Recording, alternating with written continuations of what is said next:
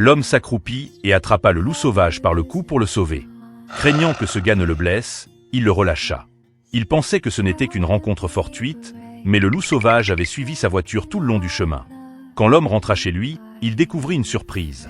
En voyant le sang sur son museau, le petit semblait être sérieusement blessé. Plein de culpabilité, l'homme l'emmena immédiatement à l'hôpital pour animaux. Sans le savoir, ce geste de bonté allait finalement changer complètement sa vie. Pour que le petit puisse mieux se rétablir, l'homme décida de l'emmener chez lui. Il insistait pour lui faire un massage chaque jour. Même si cela faisait un peu mal, le loup sauvage, très sage, restait toujours immobile. Sachant qu'il aimait l'eau, l'homme l'emmenait souvent nager.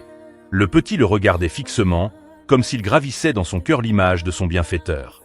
En le voyant aussi docile qu'un chaton, il était difficile d'imaginer qu'il s'agissait d'un loup sauvage. Avec le temps passé ensemble, leur relation était déjà allée au-delà des frontières entre espèces. Pourtant, le loup sauvage regardait parfois au loin et poussait un hurlement triste, et l'homme comprit que c'était son véritable foyer. Il pensait que l'histoire s'arrêtait là. Mais peu après, le petit revint avec toute la meute pour lui rendre sa gratitude. Il regardait l'homme de loin, comme s'il le protégeait silencieusement. L'homme fut profondément bouleversé par cette scène. Le loup sauvage profitait calmement de ses caresses, comme s'il exprimait sa nostalgie.